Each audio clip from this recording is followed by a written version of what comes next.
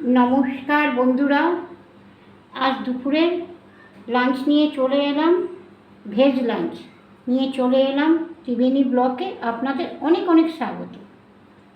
আজকে অল্প রান্না করেছি। কি কি রান্না করেছি আপনাদের দেখাই। গরম ধোঁয়া ওঠা ঝরঝরে ভাত, ধোঁয়া উঠছে দেখুন, ঝরঝরে ভাত। তার সঙ্গে ঝিঙা আলু ছোলার ডাল দিয়ে স্পাইসি কারি তরকারি, তার সঙ্গে শশা আর মিষ্টি আচার, আমের আচার, মিষ্টি আচার, আর এখানে টক দই, আর শেষ পাতে 1 গ্লাস জল। এই আমার দুপুরে ভেজ নিরামিষ রান্না। আপনাদের যদি ভালো লাগে প্লিজ একটা লাইক করবেন আর একটা সাবস্ক্রাইব করবেন। ভালো থাকুন, সুস্থ থাকুন, ভেজ থাকুন।